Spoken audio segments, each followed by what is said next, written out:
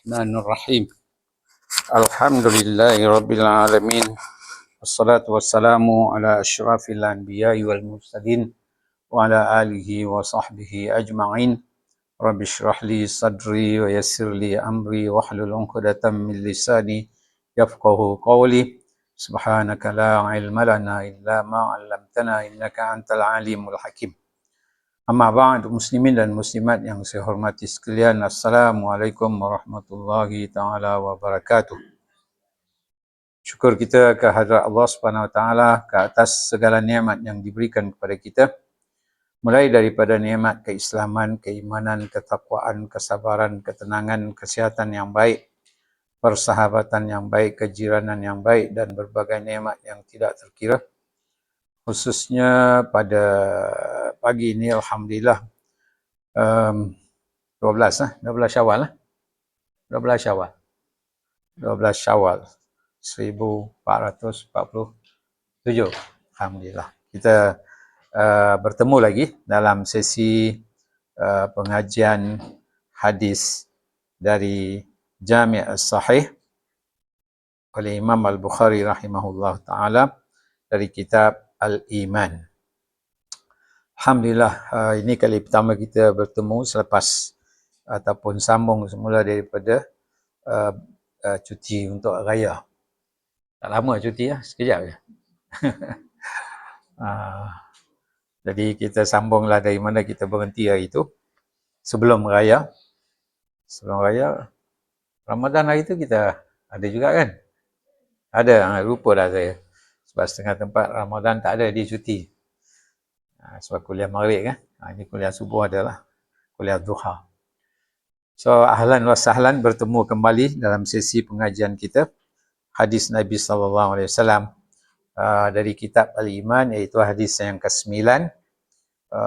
Dan alhamdulillah kita hampir nak habis hadis ke-9 tu kan. Sikit lagi ada, iaitulah kita membicarakan hal-hal berkaitan dengan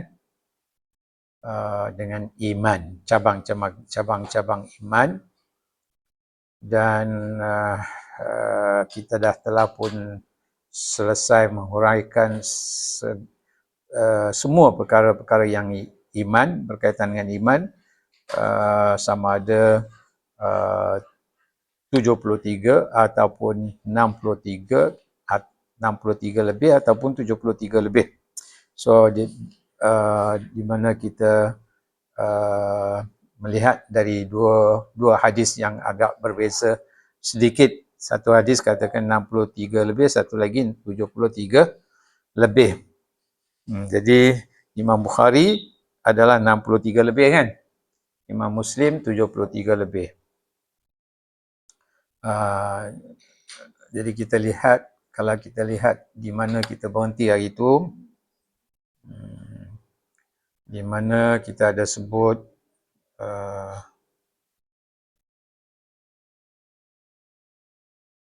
yang bahagian yang terakhir, di mana hal-hal yang berkaitan dengan umum, masyarakat secara umumnya,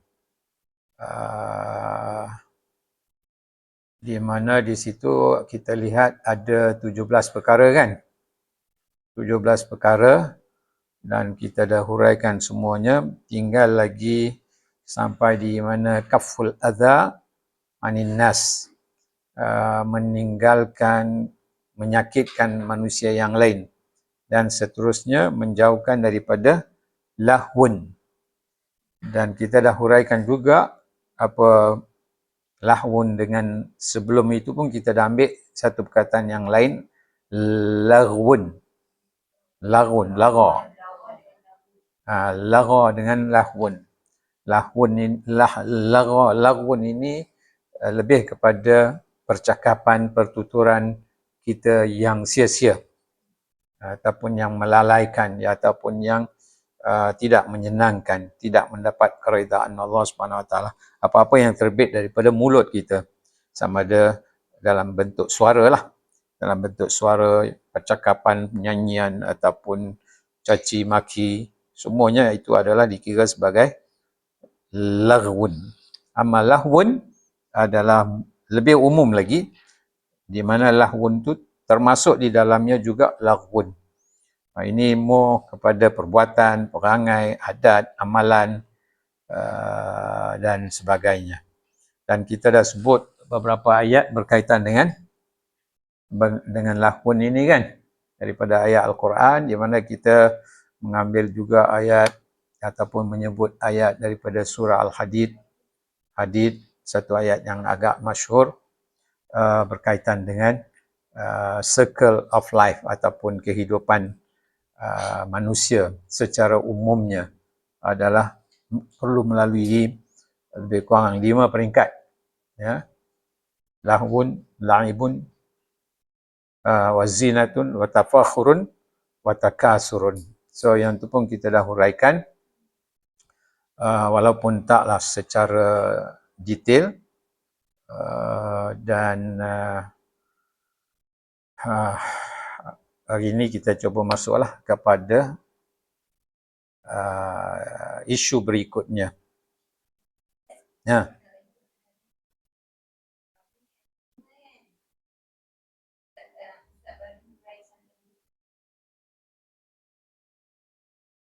Permainan.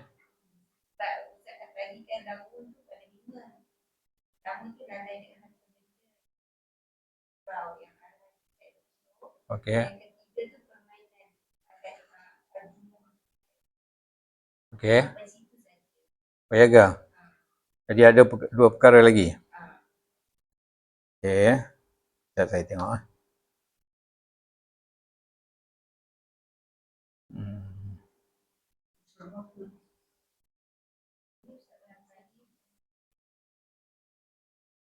Ini secara tambahannya.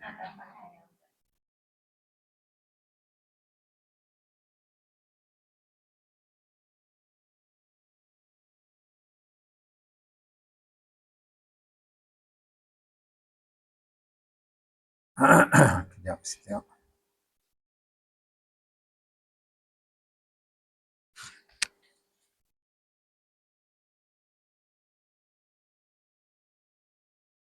Okey. Oh ya, itu adalah hasil, saya ambil daripada hasil kajian orang lah mengenai perkataan lahwun tu. Jadi yang pertama kita dah sebut lahwun itu bermakna lalai, betul? Okey, itu dah habis.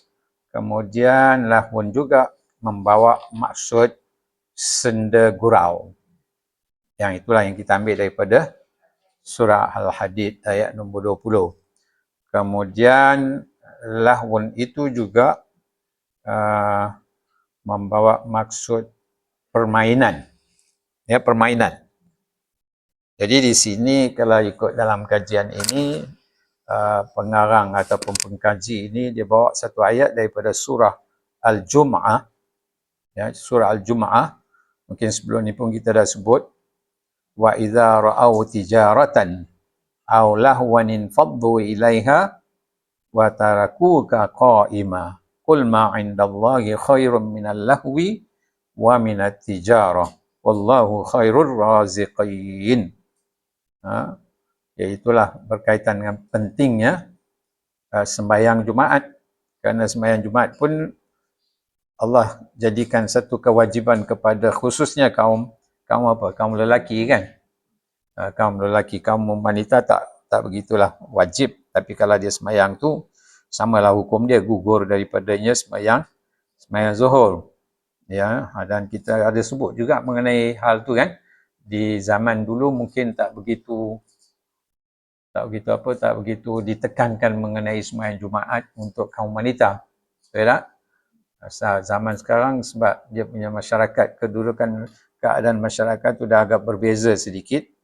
Jadi kita ada sebut maknanya pihak-pihak berkuasa perlu memikirkan pada hari Jumaat jangan tidak adakan ruang sembahyang untuk wanita-wanita. Ya, patutnya dia kena asingkanlah. Maknanya sama juga boleh mereka sembahyang Jumaat. Kadang-kadang kita lihat kan orang-orang perempuan dia pergi mana ke shopping ke dan sebagainya ataupun bermusafir ke, Maknanya mereka terpaksa tunggu. Terpaksa tunggu sampai kadang-kadang ada juga ini peristiwa-peristiwa yang berlaku lah. Kadang-kadang kita musafir hari Jumaat. Walaupun tak begitu digalakkan bermusafir pada hari Jumaat kan. Jadi dalam musafir ni kita ada perempuan, ada lelaki dan sebagainya. Jadi kadang-kadang lelaki tu nak berhenti nak sembahyang Jumaat. Perempuan pula kata jangan berhenti. Clash di situ. Jadi disebabkan kenapa tak berhenti, kerana kita tak wajib musafir. Yalah, tapi okeylah kalau sembahyang, maknanya kalau kita dah lalu masjid tu kita sembahyang je lah kan. Kemudian alasan lain pula, perempuan tak ada tempat sembahyang, kami nak tunggu dekat mana? Tunggu. So macam-macam isu. Jadi sebab itu kita hukum Islam ni dia fleksibel. Fleksibel dalam arti kata maknanya kena ambil kira perkembangan satu-satu masyarakat. Okey. Jadi tidak boleh dijadi, sebab kadang-kadang dia berkembang. Asalnya dia tetap dengan hukum itu, tapi benda-benda yang seperti ini kena ambil kira lah. Kan? Boleh faham kan? Maknanya tidak timbullah isu macam saya sebut tadi dalam musafir. Ataupun yang seperti kita sebut, waktu sembahyang dia orang pergi, lelaki pergi masjid, perempuan pergi mana? Shopping. Dan macam-macam hal yang kita tak nampak, yang kita nampak, saya nampak dua benda itulah. Mungkin ada benda-benda masalah-masalah yang lain. Jadi itu berkaitan dengan sembahyang Jumaat. Jadi itu semua adalah perkara-perkara lahun, termasuk dalam lahun. Ya. Termasuk dalam inilah kalau ikut sebenarnya. Ya. Kerana kita diperintahkan sembahyang pada awal waktu. Tapi bila dah pergi tinggal, kalau tidak ada sembahyang Jumaat, sebab alasan yang diberi, kami tak perlu sembahyang Jumaat. Okey, masyarakat dah berubah seperti saya kata dulu. Masjid tak ambil kira benda tu, perubahan tu. Penuh. Ya. Jadi kena ada satu tempat disediakan seperti mana masa biasa-biasa. Itu kena pandai lah, mereka kena main peranan. Jadi tak boleh kata, yang lelaki ni tak boleh kata perempuan tak wajib. Jadi tak payahlah pergi sembahyang, buat apa nak sibuk dengan lelaki. Nampak tak? Perempuan dah keluar, zaman dulu dia orang tak keluar macam zaman sekarang. Sekarang yang banyak keluar adalah perempuan, bukan lelaki. Kan? Disebabkan macam-macam sebab lah. Jadi kalau masa sembahyang itu mereka pergi, suami-suami yang ada dalam masjid pun dia dah fikir, isteri aku pergi mana ni, macam mana ni.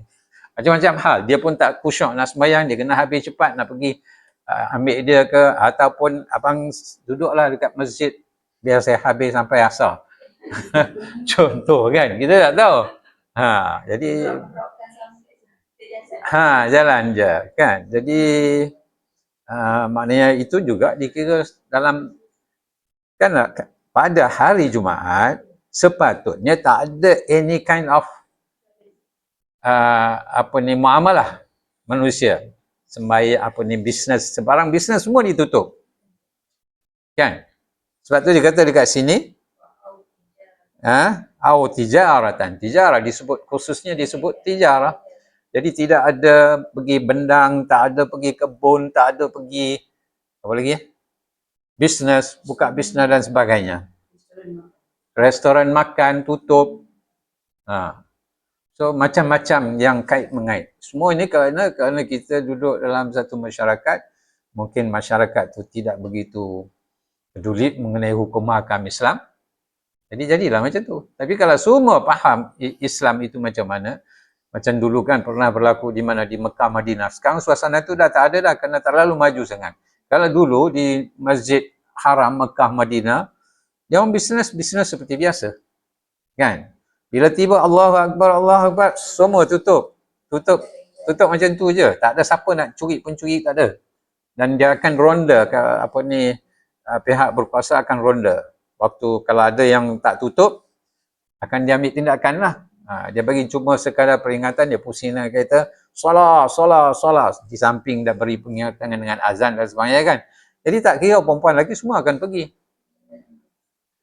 Mana ada suasana sana sekarang pun dikelilingi di masjid tu, dikelilingi dengan berbagai-bagai shopping center yang melalaikan mereka daripada, tak kira perempuan, lelaki pun macam tu juga. Sekarang tak nampak dah, lelaki pun sama, perempuan pun sama dekat sana. Kan?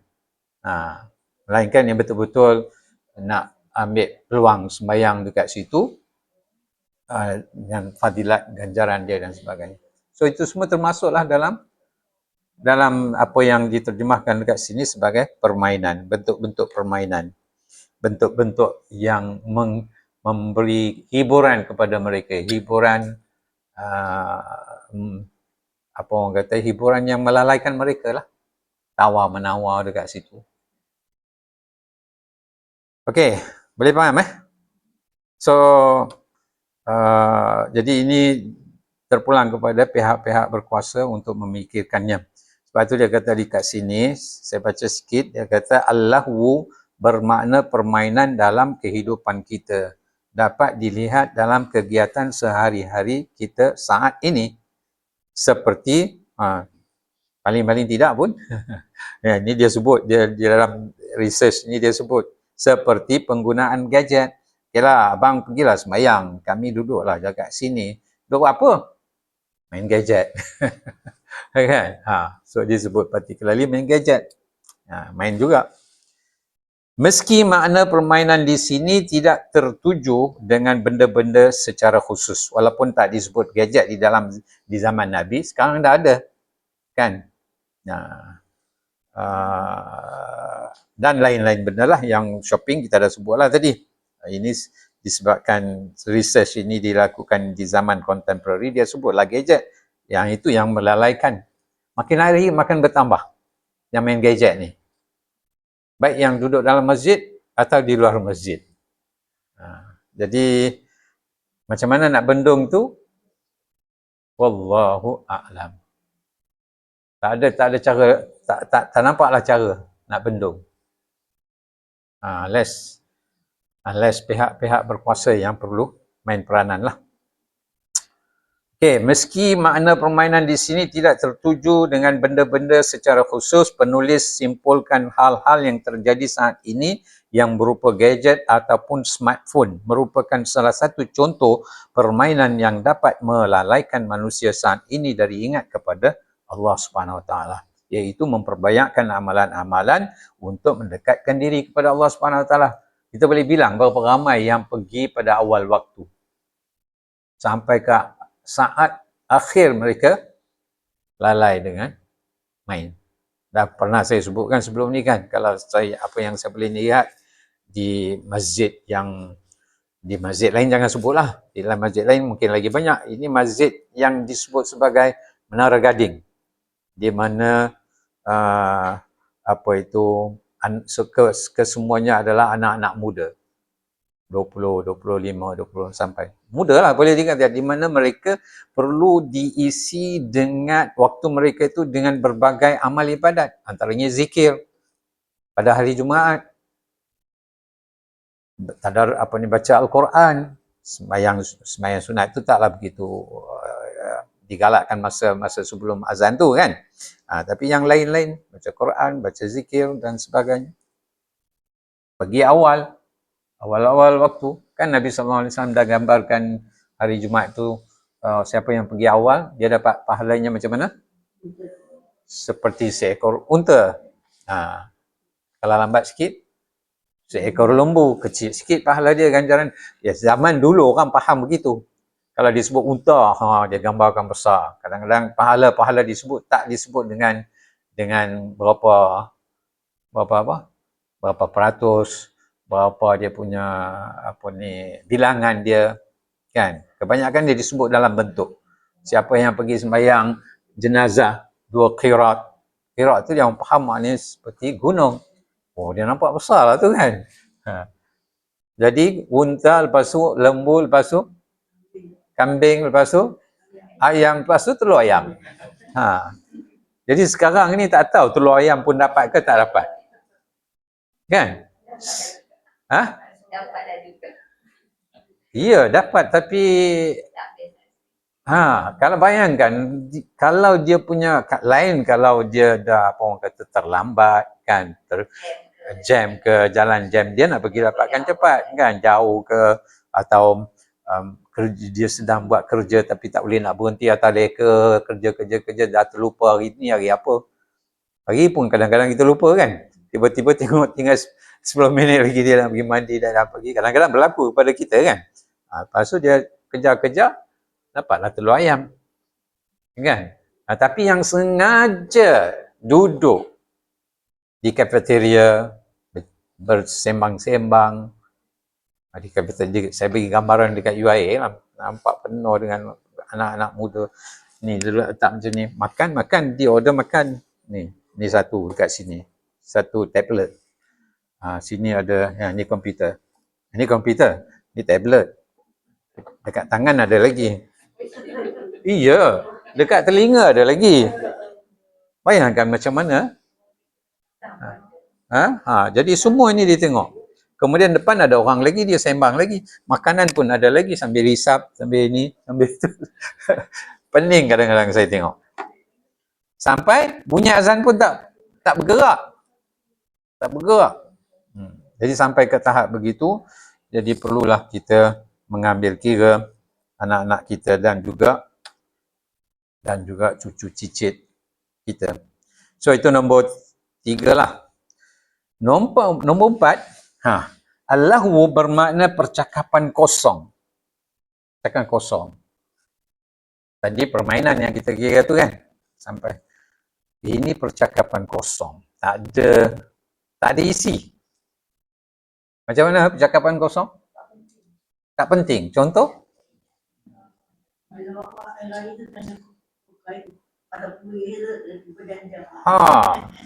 Ya, kuih pasal kuih je. Tanya, kau balik kampung tak? Balik? Kuih apa? Lemang, masak banyak lemang. Makan lemang. Lepas tu kuih apa? Macam-macam lah. Percakapan kosong kita. Ataupun apa cakap mengenai orang. Jiran kamu ni tak ada ke? Pergi mana? Dia punya anak-anak semua tak balik ke? Apa lagi tanya? Makcik kamu tak datang?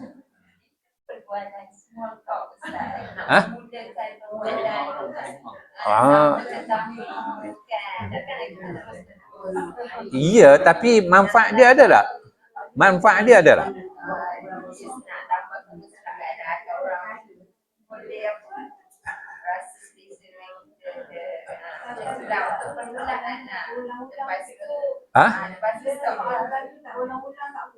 Tak ulang-ulang tak apa. Ini ulang-ulang tanya benda macam tu juga. Ulang. Dah habis modal dah tanya lagi. Okeylah, yang pentingnya kita masing-masing kita tahu yang mana penting, yang mana tak penting. Sebab tu kalau orang yang benar-benar beriman, nak rasa kemanisan iman, Nabi dah bagi cadangan.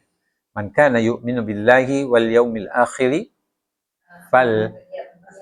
falyaqul khairan.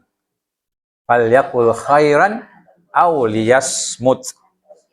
Maknanya barang siapa yang beriman dengan Allah dan hari akhirat, maka ucapkanlah ucapan-ucapan yang baik. Kalau tak ada benda baik nak kata, diam saja. Diam tu dah dapat pahala. Kalau kita masa duk cakap tu, kita tanya hal dia orang ni, macam-macam ni kenapa?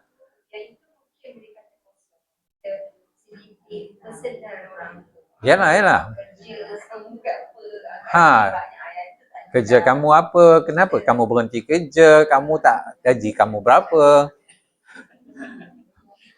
Kan? Yalah, itu yang biasa orang cakap kan? Jadi kena hati-hatilah dalam percakapan kita. Dia kita orang label kita, dia ni apa orang? Kalau orang yang tak cakap banyak dia kata apa? Dia ni low profile. Introvert? Introvert.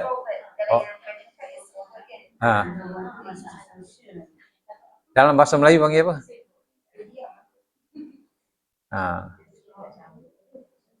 Tapi dia kalau diam sangat, dia akan bawa yang tetamu datang, tetamu rumah tu diam, tamu pun tak rasa welcome. Yalah, tapi itu satu, maknanya kita bukan menghalang dia tak bercakap, maknanya tak bercakap langsung pun tak boleh juga macam zaman sekarang kan, tetamu datang, pakcik-makcik datang, dia terus masuk bilik kan, anak-anak kita tak mau ambil tahu ni, kerana apa? Kerana benda yang lagi penting ada bagi dia kan, itu tak boleh lah, maknanya kita datang, kita sambut mereka masuk, layan seperti ini, itu biasalah kan, tapi tak adalah tak cakap langsung. Lagi baik lagi orang macam orang yang udah banyak cakap ni, kita tanya, akak, mari kita tengok ni apa benda ni kan. Mengajar hadis Nabi SAW ke, maknanya kita ada benda-benda yang boleh mengingatkan kita. Tak ada, sekarang tak ada lah. Kalau dulu saya ingat, dulu kalau dalam masyarakat kita, kan paling-paling tidak pun ada jemaah tabligh kan. Kalau yang pergi jemaah tabligh-nya tu, dia adalah buku-buku yang mengingat-ingatkan kan, walaupun yang apa, peringatan-peringatan kecil mengenai sembahyang, mengenai zikir dan sebagainya kan. Lepas maghrib semua isteri duduk sekali, bapa sembahyang, anak-anak ikut sekali, lepas tu dia orang Assalamualaikum, bagi tazkirah sikit 10 minit kan. Ini tak ada, benda tu semua dah pupus dah. Ada tak siapa-siapa di rumah kita yang amalkan macam tu? Dulu masa saya sendiri lah pernah melalui, abang saya duduk dengan abang masa kecil-kecil lah. So dia, Masya Allah, maknanya kita amalkan, tapi habis tu adalah pengisian sedikit selepas maghrib, selepas isyak dan sebagainya kan. Ini pengisian-pengisian macam tu dah tak ada lah sekarang.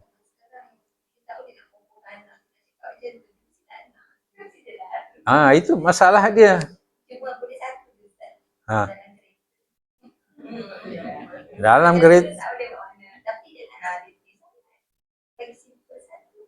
Yalah, kena cari jalan. Kena cari jalan lah, kena cari jalan dan ruang untuk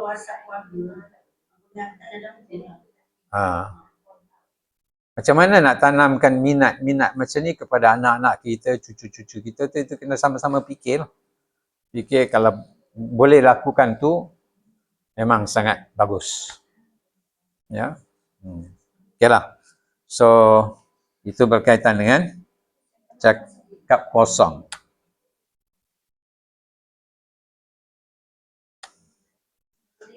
Okey, jadi dia punya itu nombor 4 ni. Tapi sebelum tu ada ayat dalam Al-Quran, surah Luqman ayat nombor 6, di mana Allah SWT berfirman, wa minan nasi man yashtari lahwal hadis liyudilla an sabilillahi bighairi ilm wa yattakhidhaha huzwa ulaika lahum adzabun muhin.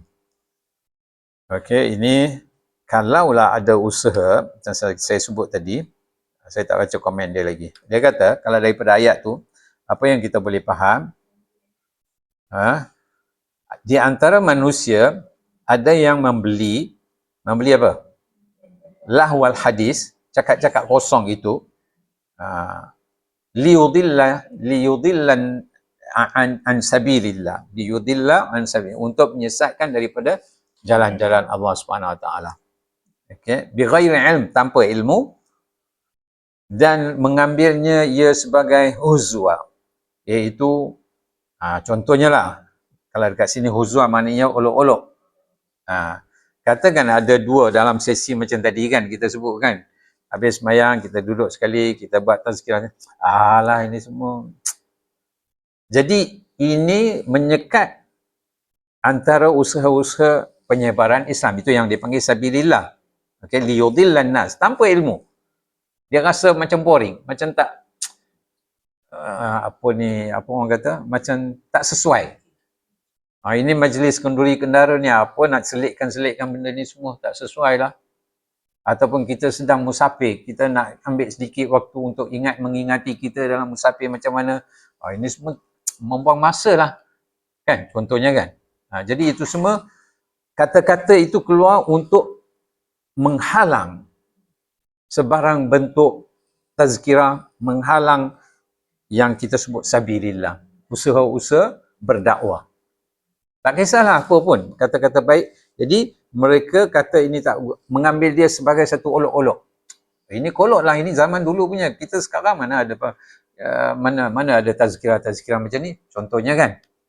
Jadi tanpa ilmu, tanpa mempunyai ilmu pengetahuan, maka mereka akan ucapkan itu dan mengambilnya sebagai huzwa. Dan ulaika lah orang yang berniat begitu, bila menganggap tazkirah atau peringatan-peringatan yang nak disampaikan itu sebagai satu benda olok-olok, ejek-ejek dan sebagainya, maka bagi mereka azab yang muhin, azab yang hina di akhirat kelak. Itu ayat dia lah, maksud ayat tu.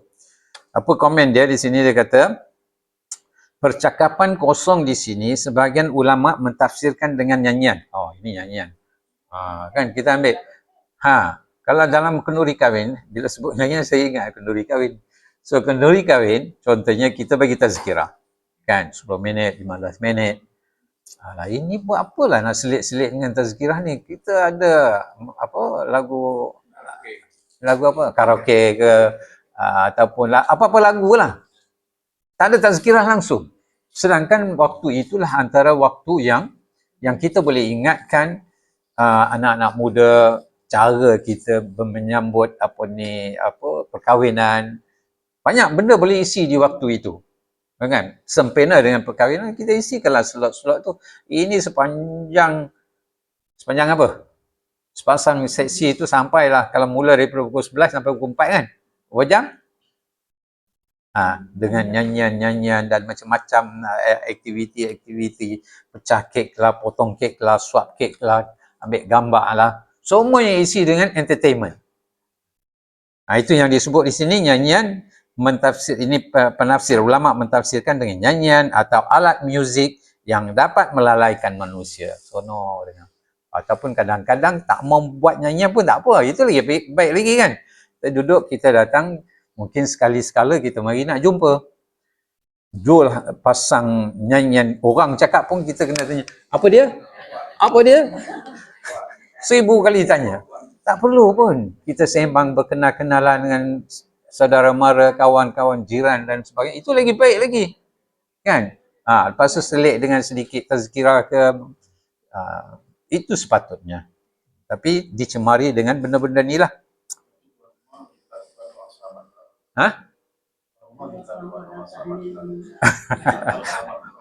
Doa selamat. Ya, minta doa selamat. Itu je. Sesi itu adalah doa selamat. Sikit adalah kan? Lepas tu karaoke. So, macam mana nak overcome this kind of problem? Makin lama makin rancak sekarang. Adakah kita kena lihat, dari satu segi kita kena lihat, kita semua belajar kan, kita kena lihat perkahwinan yang kita lakukan pada anak-anak kita, cucu-cucu kita ke, saudara mara kita ke, ada tak betul-betul menepati kehendak syarak? Dan ada larangan dalam hukum Islam, kalau ada majlis-majlis itu, kita tak perlu pergi pun. Itu masalah.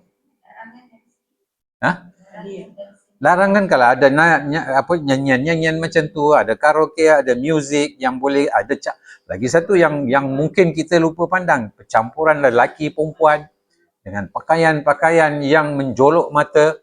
Kita bukan nak pergi tengok pengantin perempuan lelaki macam mana dia orang pakai itu semua, dah.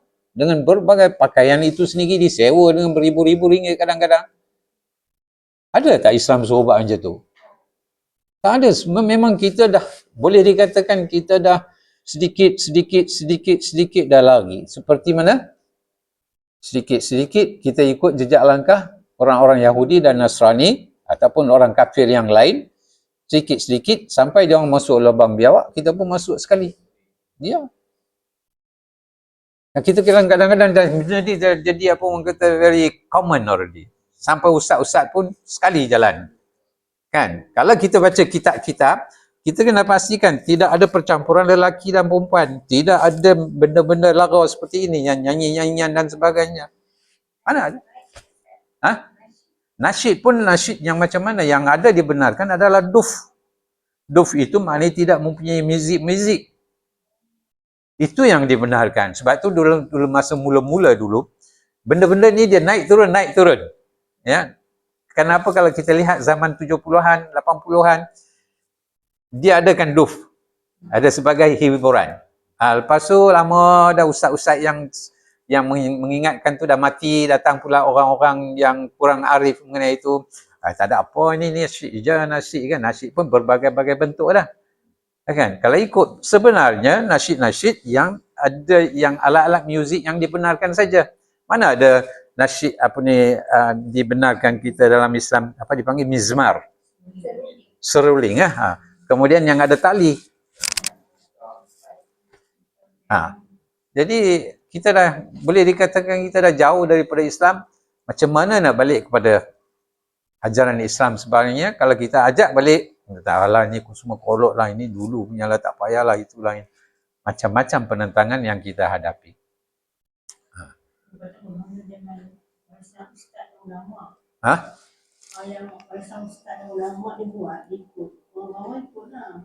Iyalah.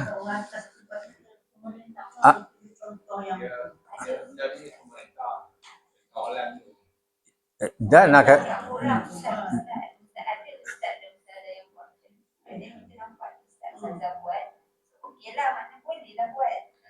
Yalah, bila ada ustaz-ustaz yang ilmuwan yang sepatutnya cegah benda-benda ni, mereka ikut serta dan ataupun galakkan benda itu, maka jadilah macam tu. Ini ustaz buat, Ustaz Habib yang suruh buat. Dah, ustaz. Kan? Ataupun Ustaz Habib tak suruh buat pun, Ustaz Habib hadir majlis itu, macam mana dia setujulah. Kalau ikut sebenarnya, ustaz tak payah pergi. Bila tak perlu pergi, lain pula timbul isunya, kan? Ada benda maksiat. Betul. Betul. Dan lagi pula sekarang ni dah jadi satu apa orang kata satu bisnes. Kan? Betul tak Puan Rahaya? Kita sepatutnya kalau nak keberkatan, kita buat apa yang Nabi SAW suruh buat. Perkahwinan yang dalam Islam disyaratkan tu apa dia? Nikah, akad nikah kan? Akad nikah, ada saksi, ada wali, itu yang syarat-syarat tu, cukuplah dah habis. Kalau mampu, buatlah kenduri untuk tetamu-tetamu yang ada. Kalau kita, itu pun kalau apa orang kata, bayangkan ya, ada satu peristiwa yang pernah berlaku daripada apa yang berlaku di zaman Nabi. Siapa dia nama dia? Tak silap saya, Abdul Rahman ibn Auf. Kan? Abdul Rahman ibn Auf. Dan satu ketika Nabi SAW jumpa Abdul Rahman ibn Auf, nampak pakaian dia tu ada warna kuning-kuningan. Apa dipanggil kuning-kuningan tu? Za'faran. So, za'faran tahu kan? Satu jenis dia satu jenis bunga-bunga yang menunjukkan wangi. Kadang-kadang dia orang dalam kenduri apa ni, nasi biryani kan, bukan bau pencelup, bau za'faran. So Nabi SAW lihat macam apa dah jadi dengan kamu ni, ya Abdul Rahman, kata aku kahwin semalam. Kahwinlah, tak tahulah semalam ke 2 hari lepas, ya Allah. Jadi Nabi SAW tanya kat dia, aulim walau bisyat. Kalau kamu dah kahwin, buatlah satu apa orang kata, aulim mana walimah walaupun dengan seekor kambing. Kalau mampulah. Tapi bukan saya nak cerita mengenai walimah. Nabi SAW tanya kepada dia. Bermakna Nabi yang sepatutnya tahu, Nabi pun tak tahu. Bermakna apa? Maknanya bukan kita kena declare kepada semua dunia, anak aku nak kahwin, datanglah ke rumah. Tak, maksudnya kita ada jiran dengan saudara mara, cukup buat dalam macam kalau compound kita, ini je compound dia, kita buatlah. Lepas kahwin dekat situ, makanlah. Habis dah selesai benda tu. Itu pun untuk siapa? Sunatnya untuk melakukan walimah tu untuk siapa? Untuk lelaki. Sepatutnya begitu. Kemudian dia buat walimah tu pula selepas, bukan immediately, selepas dia dah apa orang kata bermesra dengan isteri dia, kan? Maknanya dah sah dia tu dah kahwin. Ini tak, mula-mula kita mula dengan apa? Pihak lelaki perempuan yang melakukan kenduri kendara. Lepas tu lelaki pula bila? Sebulan ke, seminggu ke, atau immediate lah. Kalau hari ni buat hari Sabtu, besok dia buat hari Ahad ataupun minggu depan dan sebagainya, kan? Jadi benda-benda itu kalau kita lihat tak perlu pun. Itu pun kalau dia mampu. Sekarang orang tak mampu, dia buat apa? Hutang kat sana, pi cari alung, pi cari saudara mara, ini dan sebagainya. Dah teruk lah. Memang teruk. Ambil loan. Tak digalakkan pun. Lepas ambil loan puluh-puluh ribu, lepas tu dan next day bergaduh sesama mereka. Berlaku tak? Jadi sekarang bertunang pun dah salib. Oh ya. Betul itu saya tak masuk lagi. Bukan bertunang saja, merisik pun dah ada dah. Bawa rombongan sana. Jadi kita kena review balik lah. Yang dah tahu, kita jangan ulang balik benda tu macam mana. Kita kena ada usaha untuk nak kembali balik kepada ni. Okey.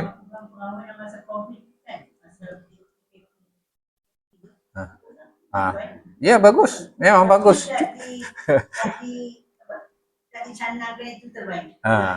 Betul. Tak kisah, bukan semua saudara tu kena bagi tahu. Kita diwar-warkan tu tak apa, bagi tahu je. Bukan jadikan sampai rumah tak cukup, pi sampai Ipoh lah, pi sampai Bukit Jeletung lah, sana je dapat dewan. Siapa suruh buat? Baru ni saya pergi satu tempat. Baru ni minggu sudah, hari Sabtu kan? Hari Sabtu kita pergi mana? Apa hill, Berhill dekat Semingih sana. Sampai sana dipanggil pergi buat kenduri. Naik dah sampai ke Burger. Nak sebut pun nama susah.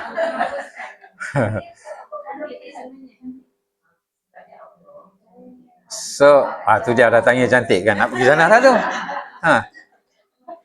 Jadi pergi sana, sampai ke kaki bukit tu, dia punya tempat dia dekat atas bukit. Ada shuttle pula dekat situ. Naik turun shuttle. Saya kata apalah susah sampai payah macam tu. Tak perlu pun. Apa? Iyalah. Tak apa, tapi apakah itu perlu? Kita tak tahu. Bila orang mampu dia buat macam tu, orang yang tak mampu dia fikir, kenduri ni kita kena buat macam ni. Aku punya ni nak buat lebih hebat lagi. Sedangkan dia tak mampu. Ada loan pula, loan tanpa riba lah, apa benda lah ini kan. Orang ikut. Iya. Itu masalah dia. Anak-anak pun ikut. Kadang-kadang anak-anak pun dia faham, dia belajar ni. Ustaz dah mengajar parenting dulu, tak libat benda-benda ni. Okeylah dia nak buat. Tak, mak bapak kata, tak boleh kena buat macam ni. Ya, memang itu yang berlaku. Competition. Jadi yang saudara mara yang jauh-jauh tu tak semestinya kita ajak dia orang sampai kat sini. Kita bagi tahu je lah yang ni alhamdulillah anak kita nak kenduri, nak kahwin, bukanlah ajak dia orang datang, tak, bagi tahu je, kan? Siapa berani buat macam tu? Dah buat dah? Alhamdulillah. Tak semestinya. Kadang-kadang dia orang terpaksa datang. Bila kita dah bagi tahu, dia orang terpaksa datang. Dalam hal ni kita kena strict dengan apa yang kita tahu, nilai-nilai Islam. Tak perlu kata dia kecil hati lah kerana dia tak ajak lah, apalah itu. Tak timbul isu-isu macam tu. Ya, anak saya dah kahwin dah. So hari tu dah kahwin. Itu je lah, inform je. Tak ada apa masalah pun. Kan? Ini kadang-kadang kita over overthinking pihak sana.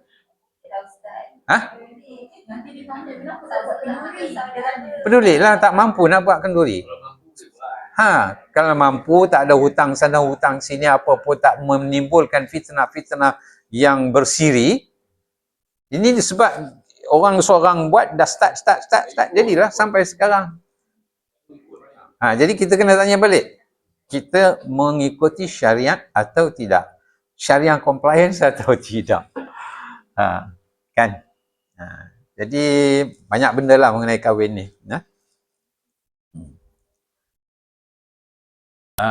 Sampai mana lah kita? Oi. Okey, saya bagi habis benda tu ya. Melalaikan Okey, jadi dia kata dekat sini, di mana-mana nyanyian merupakan sesuatu yang sangat digemari oleh semua jenis usia, baik tua, baik muda dan sebagainya. Dengan keseringan mendengar muzik atau nyanyian juga dapat menjauhkan kita daripada mengingati Allah SWT. Berapa ramai yang dalam majlis kahwin tu yang lewatkan sembahyang, kan? Jemaah pun tak ada. Okey, atau individu yang datang, pengantin lelaki dan perempuan. Bila masanya dia datang untuk azan Allahu Akbar, baru dekat sana gendang.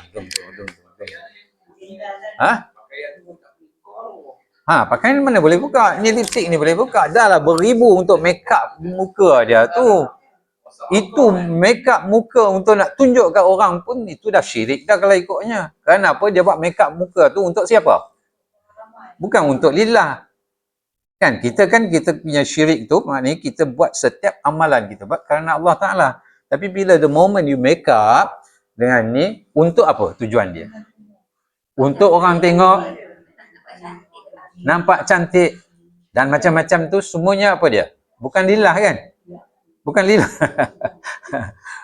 Kalau untuk lillah, alhamdulillah kita dah cukup tutup. Lagipun kalau ikut perkahwinan secara Islamik, maknanya perempuan asing tak ada pun datang kepada pihak lelaki sekarang, tak ada macam tu. Kan? Kalau untuk menggembirakan apa orang kata perempuan, memang ada. Hatta kalau perempuan nak menggembirakan tu, dia boleh nyanyi, dia boleh menari ke apa ke untuk nak menghiburkan pengantin perempuan sahaja, dibolehkan. Tapi tertutup. Ada kita buat? Siapa yang buat? Tak ada siapa buat. Sampai kadang-kadang saya biasa lihat anak murid saya sendiri, masa belajar dulu Masya Allah pakai semua kan. Tapi masa perkahwinan, saya pergi hadir satu perkahwinan, dah mungkin pengaruh mak bapak ke, ataupun makcik-makcik ke, atau orang lain ke dan sebagainya, dah sampai pakai pakaian, tapi semuanya nampak. Pakaian sama warna dengan warna kulit. Kita kadang-kadang tengok, ni pakaian ke, ini kulit dia ke. Kan? Semua boleh nampak, leher boleh nampak. Yang boleh kita tahu benda ni, bukan pakaian. Nampak dia punya apa? Bukan button. Nampak loket emas rantai yang dia pakai. Baru kita nampak. Ini. Dan buat macam ni nak pergi anak murid. Anak murid kahwin, kita pergi tengok, nak ucapkan ni dia, takkan kita nak tengok selamat tahniah. Kan mestilah tengok kan. Jadi kita nak kita nak kata astagfirullah. Kalau dia tak pakai tu, kalau baju dia ada buat baju untuk ni, tak nampak. Itu yang tak cantik. Yalah, bila tak nampak tu tak cantik lah.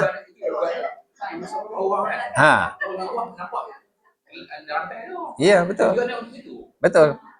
Dan ada pula lagi dia pakai tebal macam tu, tapi dia ada macam lubang-lubang. Apa? Rawa ke apa tak tahulah. Kata, ni pakai baju ke atau ada ruang untuk angin masuk ke? Jaring, macam jaring. Ha. Dia orang yang buat. Ha. Ya, betul. Betul. Orang terikut. Ha. Macam mana Puan Rahaya? Oh, iya betul kalau kenduri. Dah maksudnya kita faham kadang-kadang benda-benda tu kan. Kita jelaskanlah kepada anak-anak kita, jangan buat macam ni lah, buat simple je cukup. Alhamdulillah. Yang pentingnya keredaan Allah Subhanahu Wa Taala. Ha? Memanglah sebab kita dah over dah. Ha. Kalau anak kita boleh dengar cakap, kita alhamdulillah lah tu. Ha, kalau anak kita kata, mak buatlah apa yang sepatutnya yang terbaik, mengikut apa yang kita dah belajar, terreda je. Tapi kalau mak kata nak buat, bapak kata nak buat, anak kita nak lawan, terpulanglah. Karena benda itu dia jadi bergaduh, kan? Kalau menyebabkan gaduh, kita lebih baik kita asingkan diri. Kalau boleh dengar, tak apa. Amal saya lah, kan? Walaupun tak 100% anak yang bersyukur dengan sebab dia ada duit ke bapak. Kita syukur dengan dia ucap terima kasih dengan kami. Tak grand tapi dia ada duit untuk menjalani hidup. Ya, ya itu yang penting. Yang penting keberkatan kita, hidup kita, tak ada kita ikut fashion, ikut itu dan ini, akhirnya kita jadi masalah. Kita nak mana? Kita nak anak-anak kita hidup susah dalam masa depan dia, atau kita nak seronok saja. So itu masing-masing kena buat decision. Kalau ini at least ada 1, 2, 3, 4 berapa orang? Aja punya anak dah lepas dah belum? Belum lepas dah? Lepas semua dah, alhamdulillah. Siapa yang tak lepas tu, at least kita cuba amalkan di keluarga kita. Kalau boleh nasihat kepada saudara mara kita, alhamdulillah. Kalau tak boleh, duduk diam. Jangan kita pula, kita bagi tahu kan, macam ni. Kalau dia orang kata, alah apa ni, sekali-sekala je, macam Puan Rosita kata tadi kan, sekali-sekala je, bukan sekali. Sekali-sekala itulah yang memberi kesan yang dia rapat tau, macam kita kenduri terus datang, tak ada macam mesti jemput, sebab dalam saya yang musuh kan, saya dah lalui orang yang nak kalau mesti orang nak datang keluarga saya. Macam tu lah kan. Tak apalah, tak ada, kalau mampu kita jemput tak ada masalah, bukan masalah, tapi apa yang kita lakukan pada majlis perkahwinan itu yang sangat penting. Tak semestinya ikut grant, ikut trend.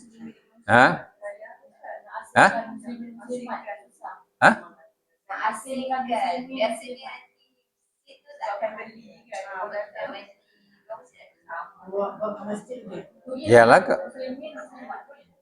Kadang tu dia kurang tak ikut kan. Dewan tu payah sikit lah. Dewan campur kan. Tak, siapa suruh buat dekat Dewan? Buat je lah dekat rumah. Kita tak mampu nak pergi buat dekat Dewan, kita buat dekat sini, buat je lah. Dah habis nikah kahwin, jamu macam zaman dulu kan, jangan bawa dulang kan, makan, habis selesai. Yang mana lagi penat? Yang bawa apa baju yang sampai macam queen kan, tarik 2-3 orang lagi penat ke? Pendekkan cerita, maknanya ini apa yang saya bagi tahulah dengan apa orang kata, selalu saya akan bagi tahu benda ni kepada semua orang. Islam tak suruh buat macam tu. Islam is very simple, very practical, menjaga kebaikan masa akan datang. Kan? Jadi banyak benda lah kalau nak sebut dekat situ. So kita cubalah buat yang terbaik. Sebab Nabi SAW dah beri peringatan. Kamu apa, macam mana kita nak faham hadis ni?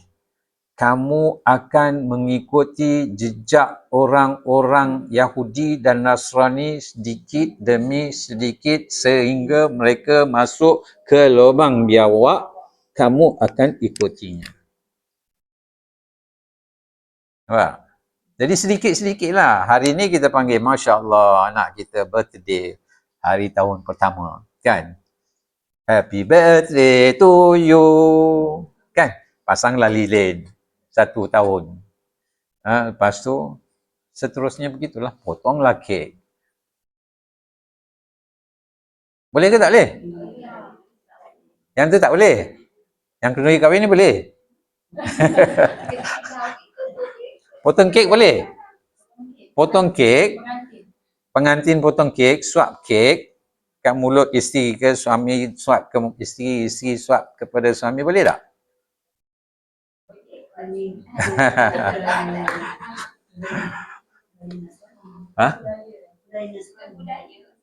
Budaya mereka, budaya. Kita dalam Islam tak ada, kita tak perlu show kepada orang.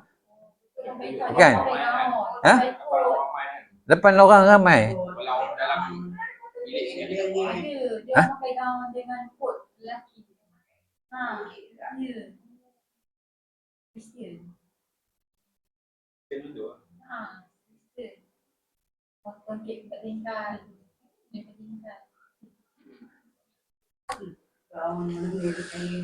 Macam mana? So ini dah hari ni isu lain semuanya.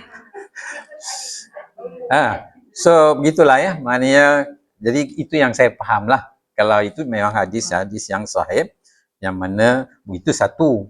Yang lain-lain benda, hatta kalau perkara-perkara yang lain, Nabi kata jangan kamu semua gantung gambar. Kan? Gambar sehingga gambar pun tak boleh gantung. Jangan ikut orang-orang Yahudi. Tak silap saya tak ingatlah gambar tu memang tak boleh gantung lah. Tapi dalam satu sempena di mana Nabi ada sebut benda yang sama juga, tak silap saya kepada Ummu Salamah ataupun Aisyah, salah seorang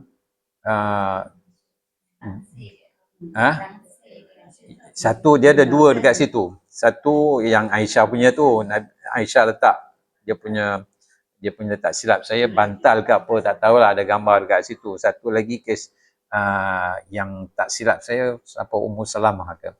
Dia kata kami, sebab Ummu Salamah yang pernah hijrah ke mana? Ke Habasyah kan? Hijrah yang pertama. Dia kata maknanya dia melihat orang-orang Nasara, dia akan gantung gambar macam tu di dalam gereja-gereja mereka. Macam kita nampak zaman sekarang lah. Jadi kalau sekarang ni kita gantung gambar, boleh ke tak boleh? Dulu memang tak boleh. Dulu zaman 80-an, kita particular kan, nak ambil gambar pun tak boleh, nak gantung pun tak boleh. Kalau ada gambar terpaksa ambil, kita simpan saja kan. Sekarang gambar dah jadi apa? Sesuatu yang biasa. Kan? Tak kira lah di Madinah, saya ingat lagi, kalau dekat sana, kalau ambil gambar saja di kamera itu, diambil dia punya, dulu kan ada apa benda tu, filem tu, dia ambil, dia campak, dia bagi kamera balik. Dia tak bagi ambil dulu, ulama-ulama dululah. Sekarang dah tak ada dah gambar ke video ke apa ke, semua dah jadi suatu benda yang dah biasa, kan? So kita ikut sikit-sikit dah jadi besar sampai tak boleh nak bezakan yang mana satu betul, yang mana satu salah. So begitulah seterusnya.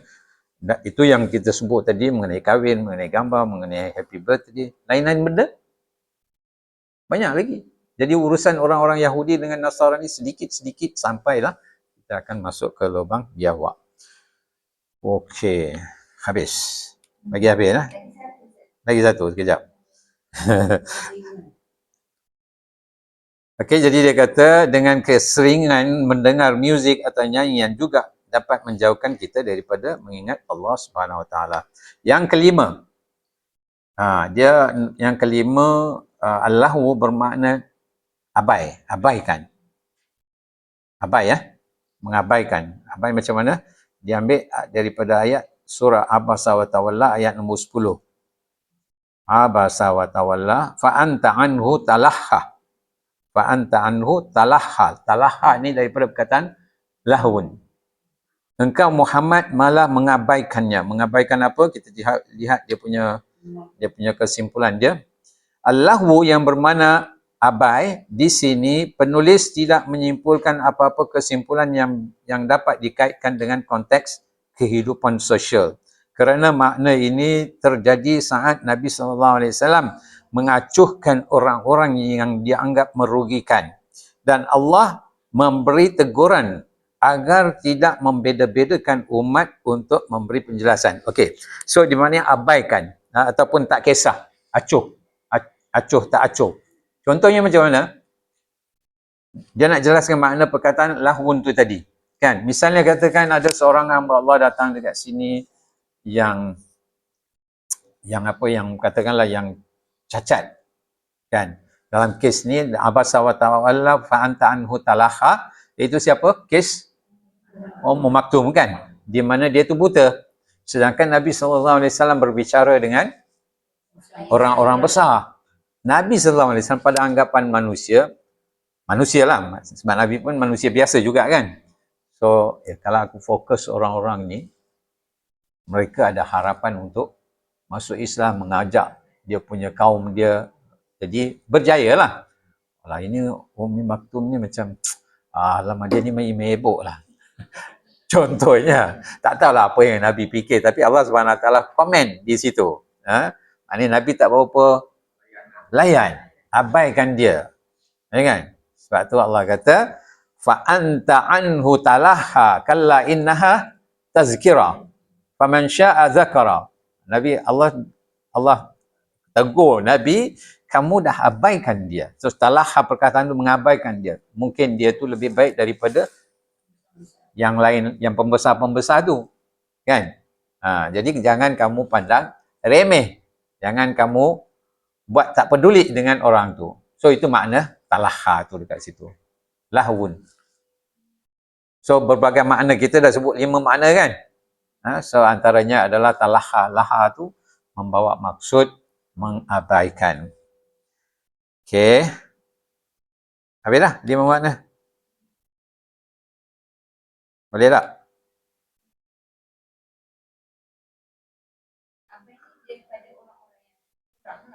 Tak semestinya lah, apa-apa saja. Apabila kita mengabaikan, misalnya saya cakap semua tu tadi, alamak ni ustaz cakap je. Contohnya, abaikan. Kita buat je lah ikut suka hati kita. Itu lahun. Fa anta anhu talaha. Kan? Abaikan. Itu mana abaikan? Apa yang ustaz cakap tu tak sesuai untuk kita. Kita ni hidup dalam masyarakat majmuk.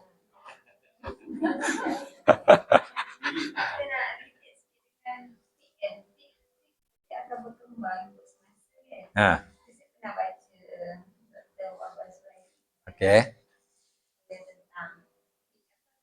Mazahib muasarah, fiqhul muasarah. Tentang gambar kan. Saya bukan nak argue dengan ustaz tapi tanya. Okey.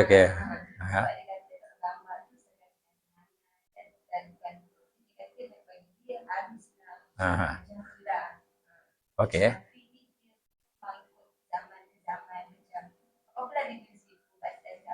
Ya. Yalah, memanglah itu benda tu diharuskan, tak ada masalah pun. Maknanya haruskannya antaranya apa? Kalau zaman dulu, maknanya kita tak boleh nak keluar negara melainkan kena ada pasport. Kalau pasport tu kena ada gambar. Nampak tak? Ini yang zaman 70-an, 80-an lah. Okey, kalau zaman sebelum itu, mereka maksud tu gambar tu bukan gambar yang kita tangkap gambar ni. Gambar itu kita lukis muka orang. Itu satu peringkat. Okey. Jadi kalau sebelum itu lagi, yalah itulah maknanya saya nak beritahu peringkat perkembangan semasa, kan?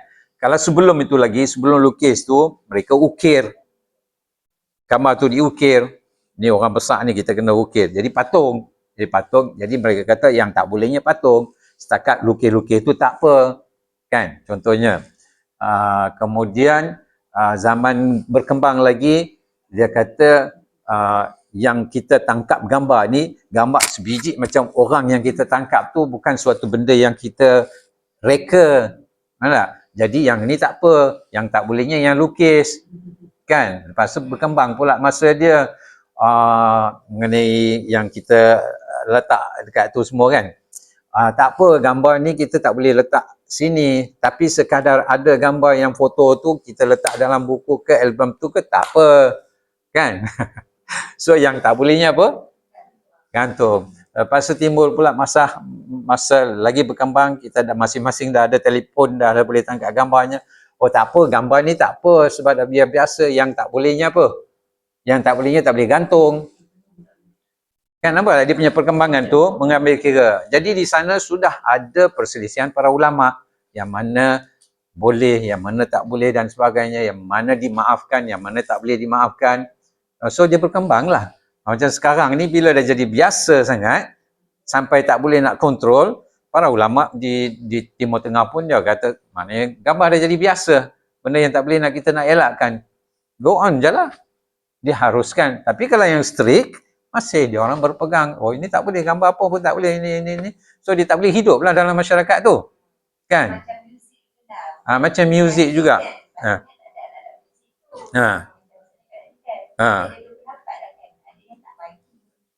Ya, iyalah, dia bergantung. So perselisihan macam tu memang ada lah. Dia terpulang sama ada kita strict atau tidak. Macam saya cakap semua tu tadi, benda yang strict lah. Kalau memang kita betul-betul nak praktis, kita tak boleh amalkan. Okay, tapi ada yang fleksibel lah. Janganlah macam tu, macam ni. So, lenient lah. So, bergantung lah. Kalau dia ijtihad tu betul, dia dapatlah pahala. Kalau tak betul, dapatlah pahala, dapatlah. Itu bagi orang yang mujtahid. Itu tak boleh nak nafikan lah. Perselisihan tu ada. Sama ada kita strict atau tidak. Itu je.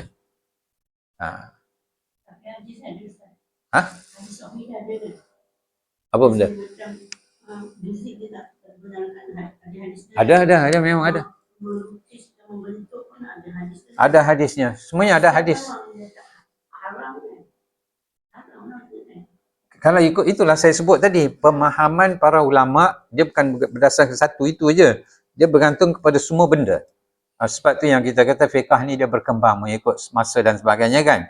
Kalau dia kata ini dah macam mana nak buat ni.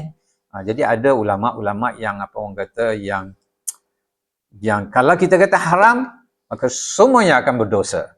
Mana? Jadi menyebabkan mudarat kepada orang yang beramal. Jadi dia bagilah fatwa yang apa orang kata ringan sikit supaya jangan terlibat semua orang berdosa. So perselisihan dalam isu ni memang banyaklah, banyak. Cuma kita strict atau tidak. So yang strict tu haram je tak boleh. Mana-mana muzik pun tak boleh. Kan?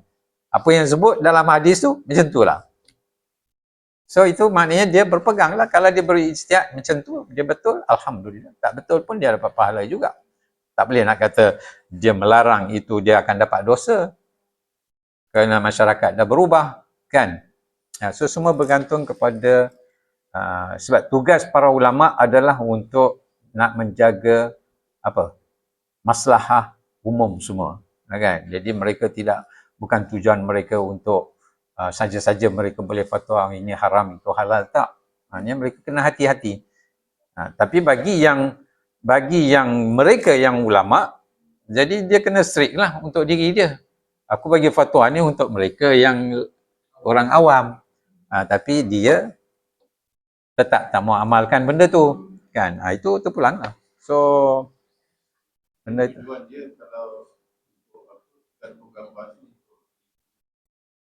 Itu memang haram lah. Niat tu dah lain dah, lagi dah.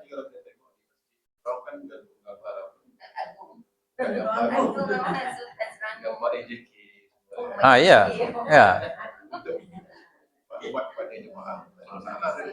Yalah. So benda semua dah nak kenal AJK, ya. Tak gantung gambar, kita tak kenal AJK. Dalam sekarang ni bukan tak setakat itu je, dalam dia masing-masing dah ada plasma, kan?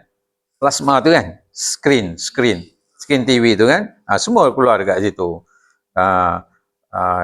Gambar AJK keluar, gambar penceramah keluar, gambar semua keluar dekat situ. So benda tu dah jadi suatu benda yang dah biasa. Hukumnya apa dia? Boleh atau tidak? Tak tahu, saya tak berani nak cakap. So, orang buat, kita tak boleh. Kalau nak hukum ni, kita tak boleh ikut kita hati, ikut suka hati kita. Memanglah semua mana dia ikut rujuk kepada ustaz-ustaz. Kalau tanya saya kata tak boleh lah. Kan ianya mengganggu orang semayang. Mengganggu orang semayang. Kalau di UIA ke dulu sebelum timbul gambar-gambar ni, atau memasang itu jadual waktu saja. Warna-warna, dia tukar warna sekejap-sekejap. Itu sebelum ada benda plasma ni kan. Kalau orang yang budak-budak yang datang daripada negara Arab yang yang paham hukum, dia marah ke saya. Saya director masa tu dekat masjid. Dia kata, ini semua mengganggu sembahyang. Bukan hukumnya boleh atau tak boleh. Dari segi hukumnya bukan gambar pun. Jadual waktu saja. Tapi mengganggu orang sembahyang kerana lampu tu. Dia duduk resap pertama, dia duduk macam ni. Keluar waktu dia. Lampu itu. Boleh lah, tapi yang pengalaman saya lah, dia boleh nak stop ke apa ke, boleh lah kan. Cuma poinnya kalau orang yang faham, dia bukan setakat gantung saja. Dia kata mengganggu kekhusyukan seseorang. Tak boleh juga kan. Jadi dia kena ambil kira lah. Tapi orang pasang kerana dia rasa perlu benda-benda tu kan. Dari segi hukumnya boleh atau tak boleh, kita kena tengok lah dalil-dalil dia. Kalau ada mengganggu, hatta membaca Al-Quran pun tak boleh kan. Apalagi lah benda-benda ni, membaca Al-Quran sehingga mengganggu orang sembahyang kerana dia sedang munajat dengan Allah Subhanahu Wa Taala. Tiba-tiba kita dah baca Quran kuat. Apalagi lah nyanyi, muzik, bising sana semua, lagilah tak boleh.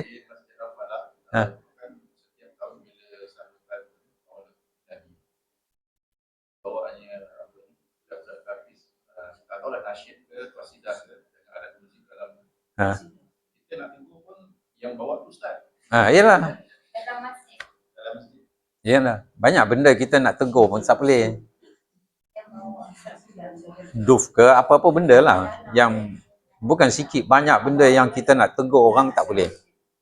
Tegur jadi masalah. Jadi daripada timbul masalah, baik kita tutup.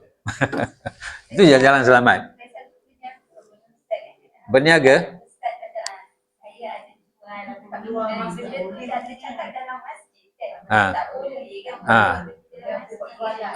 Betul?